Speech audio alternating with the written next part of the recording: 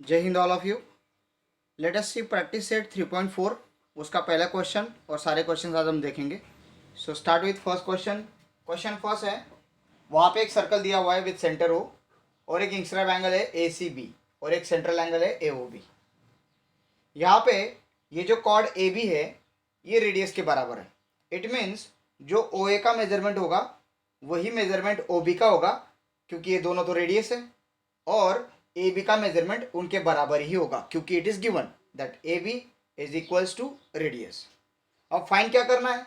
To find angle A O B, ये हमें find करना है। पहले ये अगर फाइंड हो जाएगा तो हमें ये आर्क मिल जाएगा ए बी। अगर ये 60 है तो ये भी 60 हो जाएगा, अगर ये 60 है तो ये भी मिल जाएगा मुझे इस एंगल के हिसाब से। तो ए सी बी भी मिल जाता है, अगर मुझे आर्क ये सेंटर एंगल मिल गया तो आर्क से ये मिल जाएगा। ओके, सो अभी स्टार्ट करते हैं फिर। So in circle with centre O,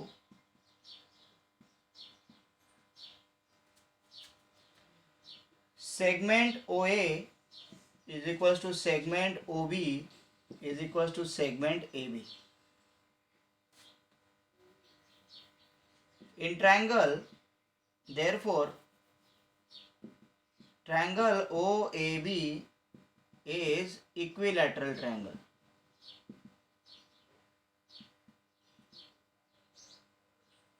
Therefore, angle O is equals to angle A is equals to angle B is equals to 60 degree. Correct, क्योंकि इक्विलैटरल ट्रायंगल के तीनों एंगल्स का मेजरमेंट सेम होता है और वो 60 डिग्री होता है, ये हमें पता है।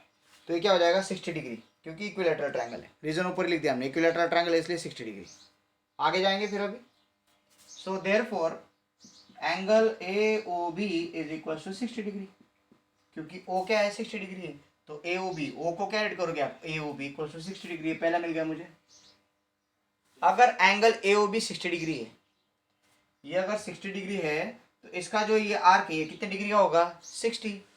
सो therefore arc A B, okay, therefore measure of arc A B is equal to 60 degree, because arc corresponding to central angle, central angle AOB which is 60 degree। ये arc corresponding to central angle AOB 60 degree, इसलिए arc AB क्या होगा 60 degree, तो ये भी मिल गया मुझे। Okay, so I have solve this and this also. Now let's talk about angle ACB। Angle ACB, अब एंगल ACB में क्या कंसिडर आएगा कि angle ACB is inscribed angle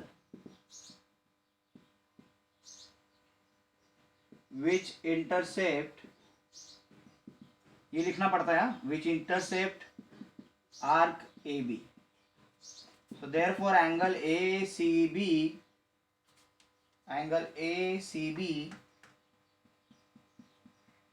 is equals to half the measure of arc AB।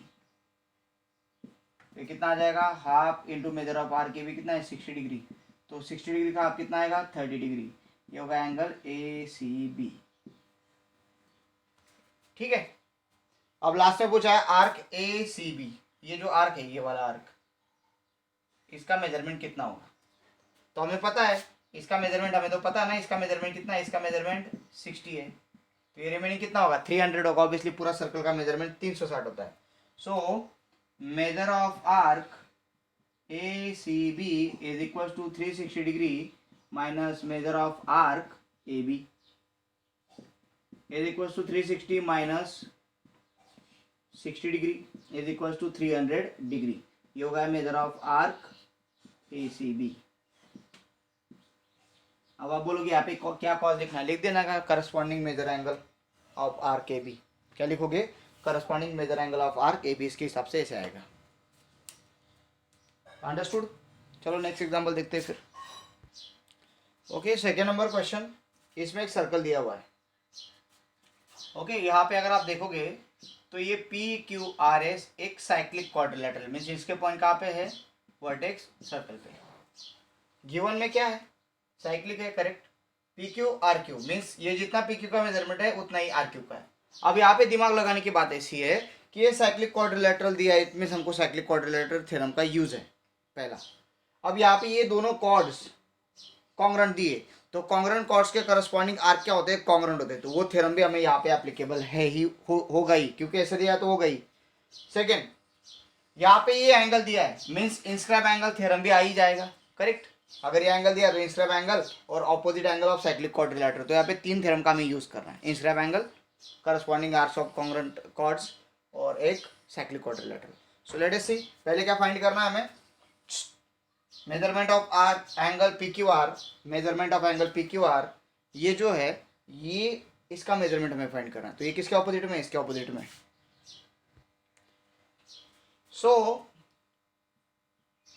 quadrilateral PQRS is cyclic, therefore angle PSR plus angle PQR is equals to 180 degree। ये क्या आएगा, theorem of cyclic quadrilateral. ये अगर 180 तो PSR कितना है 110 degree plus angle PQR is equals to 180 degree, क्योंकि इसका और इसका मेजरमेंट अगर ऐड करूंगा तो 180 आता है। So angle PQR is equals to ये 180 में से ये 110 गया तो कितना आएगा 70 डिग्री, मिल गया पहला तो major of angle PQR, correct यहाँ तक। अभी आर्क PQR की बात है। अब ये जो आर्क है PQR, ये कौन से एंगल में इंटरसेप्ट है, ये इंस्क्राइब एंगल में इंटरसेप्ट है, दिख रहा है आपको, ये इंस्क्राइब एंगल है, ये जो इंस्क्राइब एंगल है इसके अंदर ये आर्क आ रहा है। So arc PQR is intercepted by inscribed angle PSR. So therefore angle PSR is equals to half the measure of arc PQR. ये क्या है, inscribed angle theorem, but PSR का मेजरमेंट कितना है 110 is equals to ये 1 half है into measure of arc PQR। ये 1 half इधर आएगा तो 2 से 110 को मल्टीप्लाई करेगा, कितना बनेगा 220 degree equals to measure of arc PQR। मिल गया आपको आंसर इसका, क्योंकि ये 2 इधर डिवाइड को इधर जाएगा तो मल्टीप्लाई को 210 220। ओके, अभी नेक्स्ट ये हो गया। अब क्या पूछा है, major of arc QR। QR means इसका मेजरमेंट चाहिए मुझे। अब आप बताइए, ये PQ भी कॉन्ग्रेंट कॉर्ड है, QR भी कॉन्ग्रेंट कॉर्ड है, इट मीन्स आर्क PQ और आर्क QR का मेजरमेंट क्या आ जाएगा, सेम आ जाएगा। अगर सेम आ गए तो ये 220 है पूरा, तो ये कितना आएगा 210 और ये कितना आ जाएगा 210। तो लिखेंगे यहाँ पे chord PQ is congruent with chord RQ which is given, therefore arc PQ is congruent with arc QR। ठीक है, सो therefore, ठीक है, इसको उल्टा कर लेते पहले अपन। पहले हमारे पास है आर्क PQR हमारे पास है, ठीक है, पूरा PQR। तो ये कैसे बनता है, arc PQ plus arc RQ, correct है। ये जो PQR ये कैसे बनेगा, PQ और RQ, मैंने उसको चेंज कर दिया क्योंकि हमें पहले ये पता होना चाहिए, तभी हम उनको रिप्लेस करेंगे। सो PQ और QR ये दोनों मिलके क्या बन रहा है, PQR बन रहा है। But chord PQ is congruent with chord QR, QR RQ चलता है, ठीक है। सो therefore arc PQ is congruent with arc QR। Why? Corresponding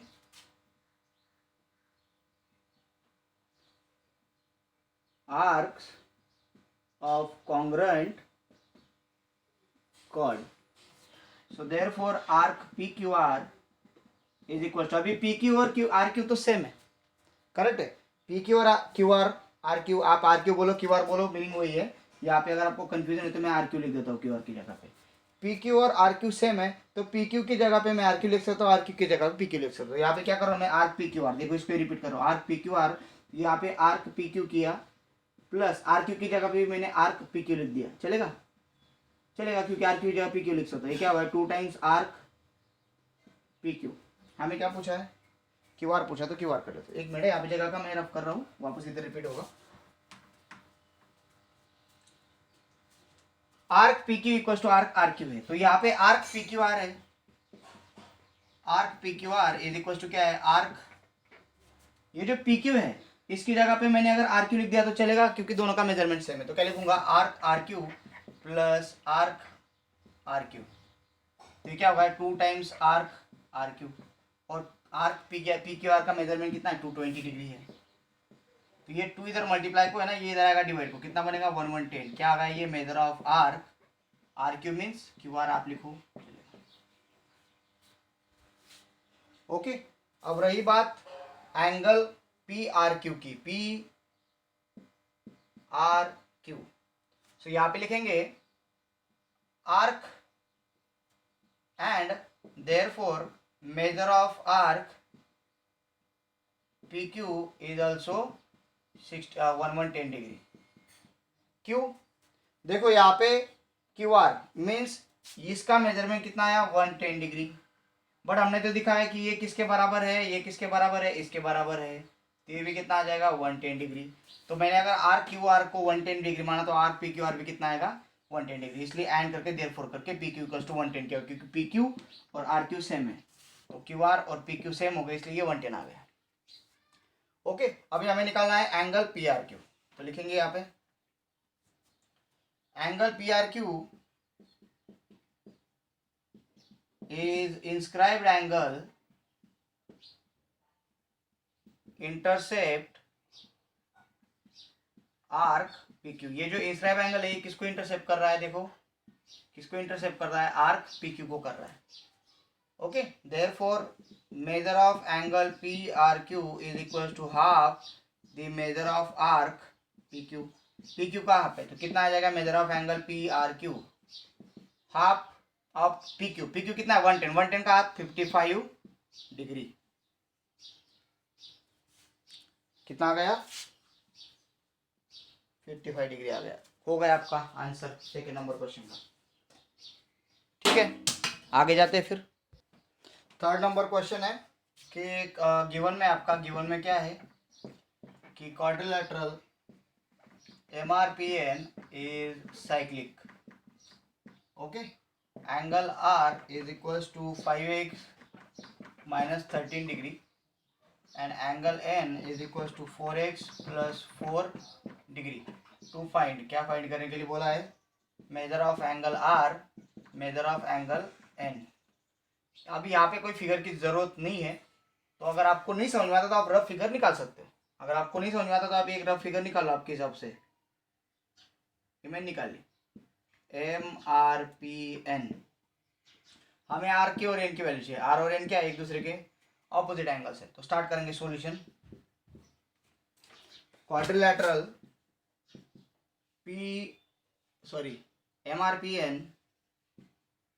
MRPN is cyclic. So therefore angle R plus angle N equals to 180 degree। Cyclic है तो opposite angle 180 degree आएंगे। क्या आएगा? Theorem of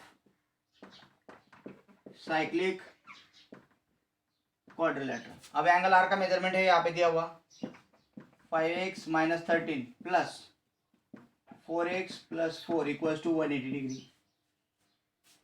ठीक है, ये 5x प्लस 4x कितना हो गया? 9x minus 13 plus 4 minus 13 plus 4 बड़े में से छोटा गया, बड़े की साइन -9 इक्वल्स टू 180 डिग्री। ये तीनों नंबर 9 की टेबल में आने वाले हैं, 9 और 18 भी। Okay, so divide it. So क्या बनेगा? x minus 1 equals to 20 degree. इसको भी 9 से डिवाइड किया तो 1x, इसको 9 से डिवाइड किया तो 1, इसको 9 से डिवाइड करेंगे तो 9 2 और ये 0 20 डिग्री। तो x इक्वल्स टू -1 है, उधर जाएगा तो +1, कितना आएगा? 21 डिग्री।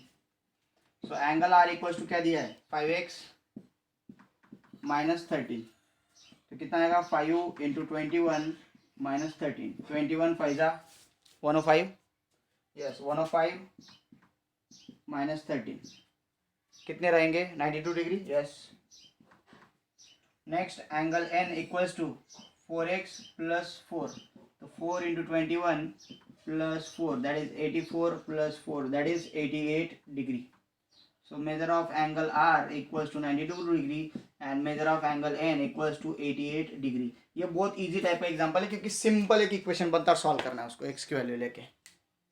ठीक है, नेक्स्ट एग्जांपल देखेंगे. ओके स्टूडेंट्स, तो यहाँ पे हमें एक प्रॉपर्टी यूज करनी है इस एग्जांपल में. Arc inscribe in semi circular is 90 degree. ये प्रॉपर्टी, अगर कोई आर्क सेमी सर्कल में इंस्क्राइब होता है तो वो 90 डिग्री का होता है. लुक एट हियर, एक सर्कल है, इसमें आर एस जो है वो डायमीटर है. आर एस दिख रहा है सबको, ठीक है, आर एस डायमीटर है और टी जो पॉइंट है वो एक्सटीरियर पार्ट में. ठीक है, T is in the exterior part of the circle. ऐसी दी हुई फिगर सिर्फ आपके इसमें. और बोला है कि टू प्रूव कि ये जो एंगल बनेगा, कौन सा एंगल, ये एंगल, ये एक्यूट होगा.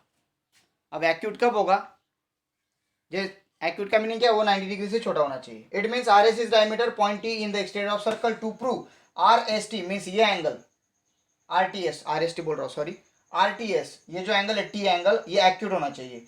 T angle acute means 90 degree से छोटा होना चाहिए. तो मैंने क्या किया, कुछ कंस्ट्रक्शन कर लिया. मुझे अगर आर टी एस निकालना तो मुझे आर टी ज्वाइन करना पड़ेगा, that is I have join. उसके बाद मैं टी एस भी ज्वाइन करूंगा. ज्वाइन करने के बाद यहाँ पे मैंने join are T intersect at circle P, join T S. T S तो बाहर से ज्वाइन हो जाएगा क्योंकि उसको अंदर जाने की कोई जरूरत नहीं, बाहरी पॉइंट है. ठीक है, वो एक टेंजेंट बन जाएगा, no problem. So joint R T intersect circle at P. तो ये यहाँ पे पी पॉइंट में इंटरसेक्ट करता है. उसके बाद ज्वाइन टी एस कर दिया और ज्वाइन पी एस कर दिया. ठीक है, इतना ज्वाइनिंग हुआ है. उसके बाद अभी हमें यहाँ पे प्रॉपर्टी यूज करनी. क्या प्रॉपर्टी यूज करेंगे, लिखेंगे हम यहाँ पे इन सर्कल, प्रूफ लिखने जा रहा हूं मैं. इन circle arc RS is segment RS is diameter. So therefore arc RS is semicircular arc. Arc R S क्या हो गया, सेमी. आर एस अगर डायमीटर है तो आर्क आर एस क्या हो गया, सेमी सर्कुलर. अभी उसको आर एस नहीं बोलेंगे, उसको क्या बोलेंगे, आरपीएस बोलेंगे. क्या बोलेंगे, आरपीएस. ठीक है, arc RPS is semicircular arc, correct. Therefore angle RPS is equals to 90 degree. Why, arc inscribed in semicircle R is right angle. अगर ये राइट एंगल है मीन्स ये 90 डिग्री का है. अब इसको मैं यूज करूंगा, कैसे यूज करूंगा, फर्स्ट. अब इस ट्रायंगल में, कौन से ट्रायंगल है भाई, दिख रहा है तुमको, ट्रायंगल दिख रहा है, ये वाला ट्रायंगल दिख रहा है, ये वाला ट्रायंगल. ओके, लिखेंगे in triangle PST angle RPS is exterior angle. कौन सा एंगल है वो, एक्सटीरियर एंगल है. Therefore angle RPS is equals to angle PTS plus angle TSP. इसका जो मेजरमेंट है, ये एंगल का मेजरमेंट कैसे आएगा, इन दोनों की एडिशन आएगी. कौन सा थ्योरम है, एक्सटीरियर एंगल थ्योरम. विच थ्योरम, एक्सटीरियर एंगल थ्योरम के हिसाब से ये जो आर्क होगा RPS बोल रहा हूँ उसको मैं, यस RPS. ये जो RPS एंगल है, ये एंगल किसके बराबर होगा, इसके और इसके एडिशन के बराबर होगा. अब ये पीटीएस को मैं नाम बदल देता हूँ. Angle RPS is equal to, इसको पीटीएस नहीं बोलूंगा मैं, इसको क्या बोलूंगा, आरटीएस बोलूंगा. पीटीएस का मीनिंग क्या होगा, RTS is equal to angle RTS plus angle TSP. अब एंगल टीएसपी का तो कुछ मेजरमेंट होगा ना. इसका मेजरमेंट कितना है, आरपीएस का हमने जस्ट निकाला 90 डिग्री. ये दोनों मिलके 90 हो रहा है, ये दोनों मिलके 90 हो रहा है. कुछ समझ में आ रही बात, ये दोनों मिलकर 90 हो रहा है. इट मीन्स अगर ये 89 होगा तो ये ऑब्वियसली 1 डिग्री तो होगा, करेक्ट है. अगर ये 89 होगा तो ये 1 डिग्री होगा. बट ये जीरो नहीं हो सकता. क्या, ये जो एंगल है ये जीरो हो जाएगा क्या, नहीं, क्योंकि वो ट्रायंगल का एंगल है. तो लिखेंगे angle TSP is not equal to zero. Therefore ये जो आरटीएस है ये अगर जीरो नहीं, ये जीरो होगा तभी तो ये 90 डिग्री होगा, तभी तो 0 + 90 90 होगा. अगर ये जीरो नहीं है तो ये एटलीस्ट 1 तो होगा, 1 होगा तो ये कितना हो जाएगा, 89 हो जाएगा. अगर 89 हो रहा है तो 90 से छोटा है, तो हम क्या दिखाएंगे, therefore 90 degree is less than angle RTS. Hence proof. क्योंकि ये जो टीएसपी है इसका मेजरमेंट नॉन जीरो है, तो ये कुछ ना कुछ आएगा. और दोनों मिलकर अगर 90 बन रहा है तो अगर यहाँ पे अगर ये 1 आता है, इसको मैंने 90 कंसिडर कर लिया तो ये 91 आंसर देगा. ऑब्वियसली, क्योंकि बट इनका एडिशन तो 90 आ रहा है, तो ये ऑब्वियसली क्या होगा, इसको मिला के 90 हो रहा है, तो ये ऑब्वियसली कितना आएगा, 90, 89 आएगा। मीन्स 90 से कम ही आएगा, 90 से ज़्यादा नहीं आएगा। इसलिए यहाँ पे एंगल अगर मैं इसको हटा देता हूँ, इसको मैंने हटा दिया, तो ऑब्वियसली ये जो है ये एंगल RTS 90 से छोटा होगा, which is acute. Therefore angle RTS is acute, hence prove. Okay, hope आपको ये समझा होगा, बहुत इजी है। नेक्स्ट जाता है, क्वेश्चन नंबर 5 है, prove that any rectangle is cyclic. Suppose ABCD एक रेक्टेंगल है और इसको साइक्लिक प्रूव करना है, तो लिखेंगे given quadrilateral ABCD is rectangle. Okay, हमें क्या प्रूव करना है, prove quadrilateral ABCD is cyclic, ये प्रूव करना है। प्रूफ लिखेंगे अभी, बहुत इजी है, ठीक है। रेक्टेंगल लिया है, any rectangle is cyclic quadrilateral, ऐसे प्रूव करने के लिए बोला, तो एनी रेक्टेंगल ले लिया मैंने, क्वाड्रिलेटरल ABCD रेक्टेंगल है, क्या प्रूव करना है, वो साइक्लिक है। स्टार्ट करते हैं, quadrilateral ABCD is rectangle, therefore angle A is equals to angle B is equals to angle C is equals to angle D is equals to 90 degree. Definition of rectangle, उसके हिसाब से सारे right angles होते हैं, that is why it is called as rectangle. Angle A, B, C, D are 90 degree. Therefore angle C and angle A are opposite angles of quadrilateral ABCD में angle C और angle A क्या है, opposite angles है। Therefore angle C plus angle A equals to 90 degree plus 90 degree, so angle C plus angle A is equals to 180 degree. Similarly अगर ये 90 है, ये भी 90 है, इन दोनों का एडिशन कितना आ जाएगा, 180। Similarly angle B plus angle D is equals to 180 degree. Therefore by the converse of cyclic quadrilateral theorem,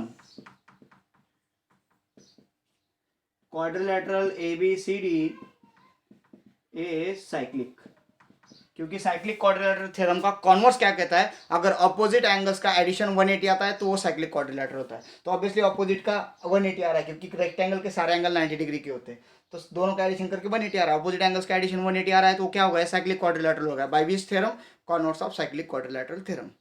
next example देखते हैं। ओके, यहाँ पे एक ट्रायंगल दिया है, ट्रायंगल WXY, और यहाँ पे XT एक एल्टीट्यूड है और YZ भी एक एल्टीट्यूड है। एल्टीट्यूड का मीनिंग क्या होता है कि वो परपेंडिकुलर होती है, perpendicular drawn from the opposite vertex to the side. किसी साइड पे ऑपोजिट वर्टेक्स से अगर परपेंडिकुलर ड्रॉन होता है तो उसको एल्टीट्यूड कहा जाता है, that I already explain in the basics. So यहाँ पे ये एल्टीट्यूड है XT और YZ, इतना दिया है। क्या प्रूव करना है कि WZPT, ओके, WZPT, ये तो WZPT ये क्या है, साइक्लिक है, हमें प्रूव करना है। मीन्स ये क्वाड्रिलेटरल दिख रहा है तुमको, ये क्वाड्रिलेटरल साइक्लिक है। तो अभी स्टार्ट करते हैं। प्रूफ में क्या आएगा कि in triangle WXY XT and YZ are altitude, वो क्या है, एल्टीट्यूड है। Therefore XT is perpendicular to WY and YZ is perpendicular to WX, correct है। XT क्या होगा, इसको परपेंडिकुलर होगा, और YZ क्या होगा, परपेंडिकुलर, एल्टीट्यूड का रूल है। सो therefore angle PZW is equals to 90 degree and angle PTW is equals to 90 degree. अगर ये परपेंडिकुलर है तो ये एंगल और ये एंगल कितने आ जाएंगे, 90 डिग्री के आ जाएंगे, करेक्ट। देखो PZW ये एंगल एंड PTW मीन्स ये एंगल 90 डिग्री आ जाएंगे। Therefore angle PZW and angle PTW are opposite angles of quadrilateral WZPT। Therefore angle PZW plus angle PTW is equals to 90 plus 90 is equals to 180 degree. Angle PZW plus angle PTW इनका 180 degree आ रहा है। Therefore by converse of cyclic quadrilateral theorem, quadrilateral WZPT is cyclic, hence prove। कैसे देखो, इनको 90 दिखा, ये 90 90 हो गए, ऑपोजिट एंगल 90 90 एडिशन करूंगा तो कितना बनेगा 180। अगर ऑपोजिट एंगल्स की एडिशन 180 आती है तो वो क्या हो जाता है cyclic quadrilateral, converse of cyclic quadrilateral theorem.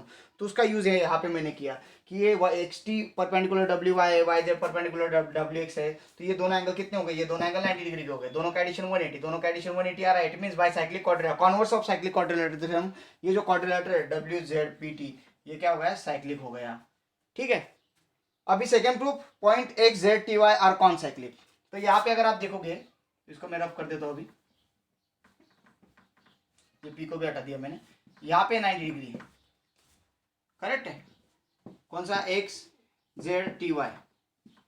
तो ये एक थ्योरम है, क्या थ्योरम है, if 2 points lie on a line and 2 points lie in the exterior part in one side of a line and they are subtending equal angle with these points, then these points are concyclic। तो वो पूरा theorem आपको लिखना पड़ेगा, मैं explain कर रहा हूँ, लिखवा के नहीं दूंगा, समझ लो क्या लिखना है कि if 2 points lie on the line and 2 points remaining 2 points lie on the one side of a line and if that 2 points are subtending equal angle with points on a line then that 4 points are concyclic। ये पूरा sentence आपको लिखना पड़ेगा which is available here, you can see in this textbook, ठीक है।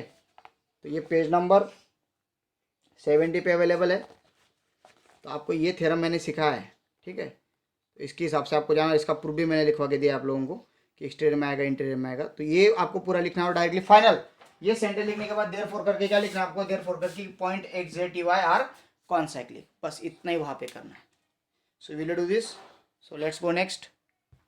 7 number question है, ये जो कॉर्ड्स है एन गेम और ये कॉर्ड है S M S N N, दो कॉर्ड है जो बार इंटरसेक्ट कर रही है, कौन से पॉइंट में इंटरसेक्ट कर रही है, एम पॉइंट में इंटरसेक्ट कर रही है। देखो ये कॉर्ड और ये कॉर्ड, तो ये हमने थ्योरम जैसा भी पढ़ा कल। तो इसके हिसाब से अगर ये इंटरनली एक्सटर्नली अगर वो एक दूसरे को इंटरसेक्ट करती है एक्सटर्नल पॉइंट में एम में, तो इनका क्या, ये जो एंगल है इसका मेजरमेंट क्या आता है, ये जो आर्क है इसका और इसका डिफरेंस और उसका हाफ। तो लिखेंगे अपन solution, what I am going to write, angle NMS is made by two chords intersecting in exterior of circle। कैसे बना है वो, एक्सटीरियर में सर्कल में दो कॉर्ड्स इंटरसेक्ट कर रही है। Angle NMS intersect arc EF and arc EF and arc NS। So therefore angle NMS is equals to half of measurement of arc NS minus measurement of arc EF। जो छोटा है वो बड़े में से सब्ट्रैक्ट हो जाएगा, क्योंकि बाहर है ना, तो बड़ा कौन सा NS है, छोटा EF है, तो बड़े में से छोटा सब्ट्रैक्ट हो जाएगा। यहाँ पे क्या लिखोगे, property of angle made by chords in exterior of circle। ये क्या है, property angle made bye chords in exterior of circle। so angle NMS is equal to half in bracket measure of arc NS कितना है 125 minus major of arc EF कितना है 37। तो ये क्या हो जाएगा, हाफ इंटू 135 125 37, कितना बचेगा भाई उधर 12 है वो, तो 88 आएगा ऑब्वियसली। तो it is 44 degree. So angle NMS is equals to 44 degree. Did you understand? Hope you understand this. Let's go next. वो एक्सटर्नल की प्रॉपर्टी थी, यहाँ पे इंटरनल में। अब हमें एंगल AC और AD इंटरसेक्ट एट B में इंटरसेक्ट कर रहे हैं। ABE ये एंगल का मेजरमेंट दिया है 108 डिग्री, ठीक है। अब ये एंगल कैसे मिलता है, हमको पता है कि half of sum of this arc and sum of this arc, ये आर्क का और इस आर्क का एडिशन करो, उसका क्या करो, हाफ करो, तो आपको ये एंगल में लग जाएगा। कौन सी property, property of angle made by chords in the interior of the circle, उसके हिसाब से। तो हमें क्या फाइंड करना है, आर्क डी से हमें कुछ लेना देना नहीं, ये जो फॉर्मूला बनता है उसमें ये वैल्यू डालो, जो आएगा वो आएगा। सो लेट अस स्टार्ट कि यहाँ पे लिखेंगे angle ABE is made by chord AC and ED, इन्होंने बनाया है। Therefore angle ABE is equal to half the measure of arc DC plus measure of arc AE। क्या आ जाएगा? Property of angle made by chords in interior of circle, ये property है। इसको बहुत मैं शॉर्ट कर जा रहा हूँ क्योंकि ये पहले ही बहुत डीप में एक्सप्लेन किया गया है। Okay, so angle A B का मेजरमेंट कितना है भाई? ए बी का 108 डिग्री दिया है, half in bracket. Angle DC का मेजरमेंट हमें निकालना है। आर्क ए का मेजरमेंट दिया 95 डिग्री, तो our measurement of arc DC as it is plus A का मेजरमेंट कितना है? 95 डिग्री, तो 95 डिग्री लिख लिया। ठीक है, ए बी का half as it is, R D C as it is, इसका मेजरमेंट डाल दिया। अब ये हाफ इधर आएगा तो इधर मल्टीप्लाई करेगा, कितना आ जाएगा? 216 डिग्री। ये 2 इसको मल्टीप्लाई करेगा 216 डिग्री। ये measure of arc DC plus 95 degree as it is. 95 positive, इधर आएगा तो negative. 216 degree minus 95 degree is equal to measure of arc DC. तो 216 में से 95 गए तो कितना आएगा? 1116 प्लस 5 कितना है? 121 degree is equal to measure of arc DC। Hope you understood. Thank you, have a great day. यहाँ पे प्रैक्टिस सेट खत्म होता है, कल बाकी थ्योरम्स देखेंगे। Thank you.